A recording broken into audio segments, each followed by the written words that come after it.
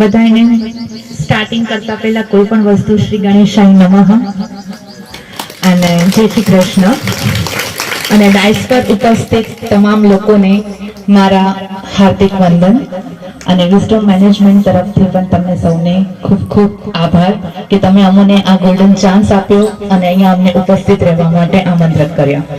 Really thank you so much each and everyone. બધાને કહીશ especially Praveen sir, Rathod sir અને બધાનું નામ જો અગર હું નથી લઈ શકી તો મને પ્લીઝ માફ કરજો, પણ બધાને દિલથી હું થેન્ક્સ કહું છું, આભાર માનું છું.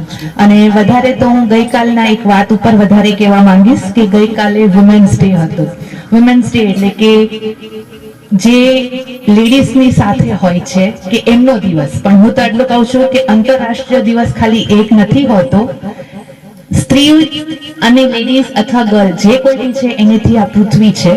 અને હું આજે તમને બધાને કહીશ કે તમે બધા લોકો જેટલી અહીંયા બહેનો બેઠી છે, જેન્ટ્સ અને બચ્ચાઓ, તમે બધા એમની માટે તાળીઓ પાડો. તમારે નથી પાડવાનું, તમે ખૂબ જ કર્યું છે, તમે લોકો ખૂબ કરી રહ્યા છો. થેન્ક યુ બેટા. સૌથી પહેલા હું એક નાની એવી એક રમત રમાડવા માંગુ છું અને એ બધા રમત રમશે, કેમ કે બધા એમ કહેશે કે મેડમ તમે રમત રમાડવા માટે આવ્યા છો અહીંયા, પણ હું તો એક વસ્તુ છે કે શિક્ષક હોય ને એને છે ને શાંતિથી બેસવું ગમે નહીં અને અમારો રહ્યો જીવ ચંચળ, એટલે હું જે કહું ને એ બધા કરશે. હવે કહેશે મેડમ અમે બધાની વચ્ચે કેવી રીતે કરશું, કેમ કે લેડીઝને પહેલા એમ થશે કે ભાઈ અમે તો ગામડાની સ્ત્રીઓ. ના, તમે જે કરી શકો છો ને, હું ચોખ્ખું કહું, તમે જે અત્યારના બધા બેઠા છો ને, અને સ્પેશિયલી હું અમારા સ્ટુડન્ટ્સને બહુ બેસ્ટ કહીશ કે ના એસી છે, ના પંખો છે, કશું જ નથી, છતાં શાંતિથી બેઠા છે. રિયલી સિટીના બચ્ચાઓ કરતા મને અહીંનું વાતાવરણ ખૂબ જ ફાઇન લાગ્યું અને ડિસિપ્લિનમાં મને ત્યાં સિસ્ટમેટિક ચપ્પલ મૂક્યા ને એ બી મને બહુ મસ્ત લાગ્યું કે ના લાગે છે કે નહીં સિસ્ટમ સાથે બધું અહીંયા છે, કેમ કે આટલી મિનિટ બેસવું અને અમારે તો અહીંયા બોલવું છે અને તમારે બધાએ સાંભળવું છે. એટલે છે ને ઘણી વખત એમ થાય કે હવે ક્યારે પૂરું થાય અને હવે ક્યારે ઘરે જઈએ, પણ ના, એક વસ્તુ યાદ રાખજો, અહીંયા તમામ જે ડિગ્નિટરીઝ બધા બેઠા છે તેઓ તમારી સંસ્થા, એમની સંસ્થામાંથી તમને આવકારે છે. તો એમને જે વાત કરીને એક વસ્તુ માની લેજો કે સોનાના શબ્દો કીધા છે, જગતમાં પૈસો તો મેળવી લેશો પણ જ્ઞાન નહીં મેળવી શકો. જ્ઞાન એવી વસ્તુ છે કે અંધારામાં દીવો કરશે, એક વસ્તુ હંમેશા યાદ રાખજો.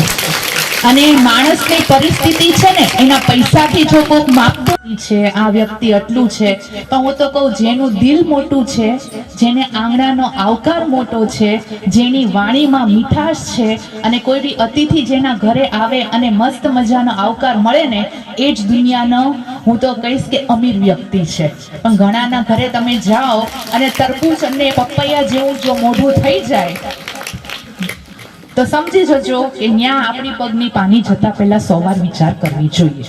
એટલે તો કહેવાય છે કે અતિથિ દેવો ભવ, એટલે હંમેશા અતિથિ જ્યારે આવે છે ત્યારે ઈશ્વર એના નસીબનું આપણને આપી દે છે.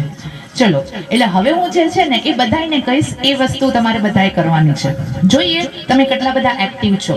જમણો હાથ ઉપર, ડાબો હાથ ઉપર.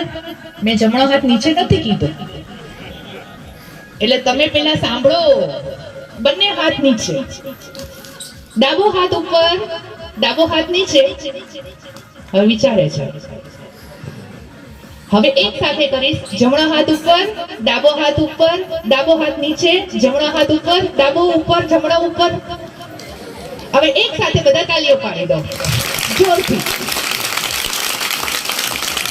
ઓકે, આ એક વસ્તુ છે કે બાળપણમાં જવાની મજા આવે છે. એવી જ રીતના અહીંયા જે શિક્ષકો છે તે પોતાના બાળકોને કશું દેવા માંગે છે. યાદ રાખજો કે જગતની અંદર મેં તો વધારે તો નથી જોયું, પણ હું મારા આઈડિયલ, મારી લાઈફની અંદર એક પર્સનને ખૂબ માનું છું. તમે કોઈ કહી શકશો કે મારી લાઈફમાં મારી માટે આઈડિયલ એટલે કે જેને મને એક રોલ મોડલ લાગે છે? કોઈ કહી શકશે? 3 ગેસિંગ આપું છું, કોણ હશે? કેને હું માનતી હોઈશ કે ના હું એમને વિચારોને બહુ માનું છું? ચલો, કોઈ કહેશે તો મને ગમશે. કોને હું માનતી હોઈશ? વિચારો, કોઈ બી નામ આપો, મારે બોલતા કરવા છે એટલા માટે હું કહું છું. કોઈ કહી શકશે હું કોને માનતી હોઈશ આઈડિયલ રોલ? ચલો હવે, હા, આદર્શ. હું આદર્શ કોને માનતી હોઈશ? કોઈ કહી શકશે? હા બેટા બોલ. બાળકો તો છે જ, એ તો મારો જીવ છે. કેમ કે મને છે ને બાળકોનું સ્મિત જેવું, સ્કૂલમાં જાઉં, ગમે ત્યાં જાઉં, મને મારા બાળકોથી હું તરત જ ભળી જાઉં છું. તારી વાત તદ્દન સાચી છે. એની માટે ક્લેપ થઈ જાય, તાલીઓ થઈ જાય. એને હિંમત કરી બોલવાની. લેડીઝ માંથી કોઈ બોલશે? સ્ત્રીઓમાંથી કોઈ બોલશે પ્લીઝ? બહેનોમાંથી? એ તો છે જ. પરફેક્ટલી તમે કીધું. માં, કહેવત છે જેવી માં એવી દીકરી, બાપ એવા બેટા અને વડ એવા ટેટા. બરાબર છે. અને દીકરીઓમાં મને બોલો બીજો કોઈ થર્ડ ઓપ્શન? એ તો છે જ. તારી એકદમ તદ્દન વાત સાચી છે દીકરી, કે ઈશ્વર પણ પૃથ્વીની અંદર મેં એક રોલ મોડેલ માન્યા છે, તે છે મહારાણા પ્રતાપ. મને મહારાણા પ્રતાપ અને એમના ગુરુ ખૂબ જ પસંદ છે. કેમ કે મહારાણા પ્રતાપ જે ફોલોવર્સ શૂરવીર હતા, એમની જેવી એમનું જે થિંકિંગ હતું, નિડરતા હતી, સત્યવતા હતા, અને એમને જે કોઈ માર્ગ દેખાડનાર, અગર એ આગળ વધ્યા છે તેની પાછળનું કારણ કોણ હતું? તેમના ગુરુ રાઘવેન્દ્ર. ગુરુ, શિક્ષક, શિષ્ય, આચાર્ય. જે અહીંયા આ લોકો જે મહેનત કરી રહ્યા છે એ તમારા બાળકોના ભવિષ્ય માટે કરી રહ્યા છે. તો હું એક રિક્વેસ્ટ આપ સૌને કરીશ કે અગર આપણે એમને સહકાર આપીશું તો આપણા જ આંગણનું ફૂલ આગળ વધશે. એ આગળ જતા ખૂબ જ પ્રગતિ કરશે. તો આપણે હંમેશા એમને પ્રગતિમાં સાથ આપીએ. એમને જે આજે વાત કરીને એ ક્યારે કીધી હશે? એને ચિંતિત છે તમારા બાળકો માટે, એટલા માટે એ બધું કહે છે. તો હું આટલું જ કહીશ કે એમને સહકાર આપો. એમને જે પણ કહ્યું કે બાળકોને માટે અમે બધું કરવા, નિસ્વાર્થ ભાવે કરવા માટે તૈયાર છીએ. તો એ નિસ્વાર્થ ભાવમાં જો તમારો ભાવ રેડાશે તો તે તમારા બાળકોને જ મળશે. એમને તો ગુજરાતીમાં આપણી કહેવત છે કે જેવું વાવો તેવું લણો. તો આજે તેઓ આંબા વાવી રહ્યા છે. તમને શાયદ અત્યારે નહીં ખબર પડે, પણ એ આંબા વાવી રહ્યા છે. જ્યારે આ બાળક મોટું થશે અને એને ફળ આવશે ત્યારે એના ગુરુજનોને યાદ કરશે કે ના, અમને કોઈક માર્ગ દેખાડનાર હતું. અને કેડી પાડવી છે ને એ ખૂબ જ અઘરી હોય છે.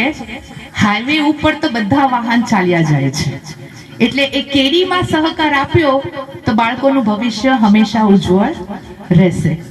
બીજું કે જે લેડીઝ અહીંયા કામ કરે છે ને, તમે બધા ઘરમાં કામ કરતા હશો, બરાબર? તો એવું કહેવામાં આવે છે કે અમારી પાસે ટાઈમ નથી. પણ હું આટલું જ કહીશ કે સમય તમારી પાસે છે. બાળકોને પોતાના સમજો છો તો એક જ કામ કરો, ખાલી આખા દિવસમાં એ શું કરે છે એ પૂછો. અને બીજું, જ્યારે તમને ગુસ્સો આવે ને ત્યારે એક વસ્તુ યાદ રાખજો, માં છો. મને ખબર છે માં છે ને એ બાળકને મારતી બી હશે ને તો એના હૈયાની અંદર એક વસ્તુ થતું હશે કે હું મારા બચ્ચાને મેં કેમ માર્યું. પણ મારતા પહેલા એકવાર વિચાર કરજો કે મારું બાળક છે, એને હું લાગણીથી સમજાવીશ ને તો એ 100 જગ્યાએ તમે એને મૂકશો ને તો એ આગળ વધશે. એટલે એની માટે તમે લાગણીથી જોવો, મારવાનું નહીં. અને બીજું કે આજના યુગમાં સૌથી ખતરનાકમાં ખતરનાક સાધન હોય એ કોઈ મને કહી શકશે કયું સાધન છે? મોબાઈલ. તમે જોઈ લેજો, તમારી કલાકોની કલાક, અને તમે એ વિચારો કે કલાકોની કલાક લઈ લેશે, પણ આંખોને નુકસાન, માનસિક. અને 10-15 વર્ષ પછી એવો યુગ આવશે કે દરેક ઘરની અંદર એક એવા બાળકના જન્મ થશે જે માનસિક રીતે પીડાતા હશે. અને આ કારણ છે મોબાઈલના રેડિયેશનના કારણે. મોબાઈલ સારી વસ્તુ નથી. મોબાઈલથી કલાકો જતી રહે છે. અને વિચારો, ઇન્ટરનેટમાં કેમ મફત, જેટલું મફત ને આટલું પ્રોબ્લેમ. મફત કેમ આપે છે? શું કરવા આપે છે એ લોકો? કોઈ બી વસ્તુ આપણે નેટ કરાવીએ 400-500 નું, 3 મહિના 4 મહિના ફ્રી.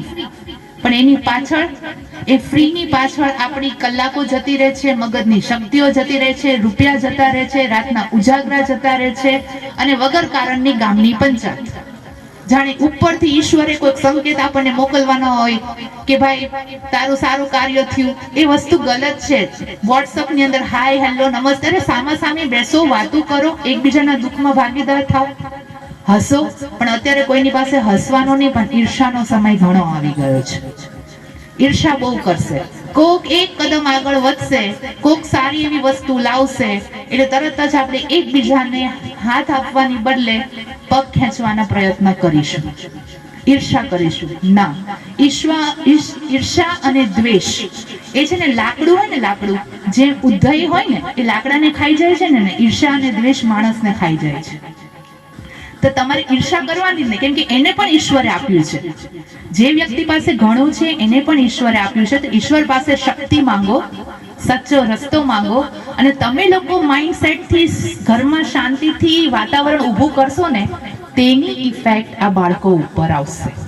ઘરનું વાતાવરણ શાંત રહેશે, એકદમ સુગંધમય જિંદગી જતી હશે, તો તમારી આવનાર પેઢી તમારી સેવા કરશે.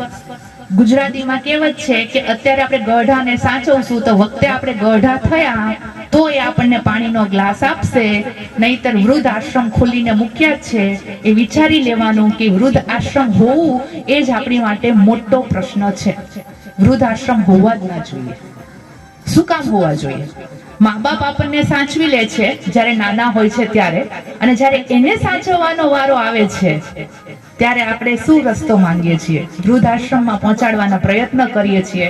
4-5 દીકરા હોય, 3 દીકરા હોય તો તું સાચવ, મહિનો તું સાચવ, હું સાચું, આમ કરતા જિંદગી પૂરી થઈ જાય છે અને એ જ કહાની રિપીટ થાય છે. અને જ્યારે આ યુગની અંદર તો એ તો સચવાઈ ગયા, પણ હજી વિચારો કે આવતા 20-25 વર્ષ પછી શું આપણે સચવાશું? કેમ કે ત્યારે મોંઘવારી પણ એટલી હશે, પણ પુણ્ય કરેલું હશે. પણ એ પુણ્ય ક્યારે થશે? આ બાળકો તમે કેવું કરો છો એ એને જોવે છે, તમારું વર્તન કેવું છે તે એ નિહાળે છે, અને એ નિહાળતા જ્યારે એ મોટા થાય છે અને એ ઘરમાં એ વાતાવરણ ઊભું કરે છે. દીકરીઓને ખાસ ભણાવો, દીકરાઓ તો સ્ટ્રોંગ હોય જ છે, એને તો કોઈ જરૂર માનતી નથી. એવું નથી કહેતી કે છોકરાઓ ભણશે નહીં તો ચાલશે. છોકરાઓને તો તમે ગમે ત્યાં મૂકશો ને તો ગુજરાતીમાં કહેવત છે કે પાટું મારશે ને ત્યાંથી એ સોના ઉગતો એવી વસ્તુ લઈ આવશે. પણ દીકરીઓ 2 ઘરને તારે છે, એક માનું ઘર અને એક સાસરિયાનું ઘર. એટલે હંમેશા દીકરીને ભણાવેલી હશે તો કશે જ પાછી પડશે નહીં. અને હંમેશા એક યાદ રાખવું કે ભણતર એવી વસ્તુ છે કે અંધારામાં પણ તમારે સમય આવ્યો તો એ તમારી સેવા દીકરી કરશે. કહેવત છે કે 100 ગાવે બેઠી હશે ને તો દીકરીને માનું દાટશે. એ વસ્તુ હકીકત છે. તો દીકરીને ભણાવવામાં કચાશ ન કરતા દીકરો મારો, દીકરો તો છે જ, એ તો કરશે, પણ દીકરી મેઇન ઇમ્પોર્ટન્ટ છે કે જે ઘરને સંભાળશે. મારે વધુ કશું નથી કહેવું. હું આટલું જ કહીશ કે કોઈ વખત આપ સૌની પાસે કોઈ સમય હોય તો અમારી વિઝડમ સ્કૂલની અંદર જરૂરથી મુલાકાત લેજો. મને આનંદ થશે કે જેમ તમે અમને આમંત્રિત કર્યા એમ હું સૌને આમંત્રિત કરું છું. પ્લીઝ આવજો. વધુ કશું કહેવાઈ ગયું હોય તો માફ કરજો.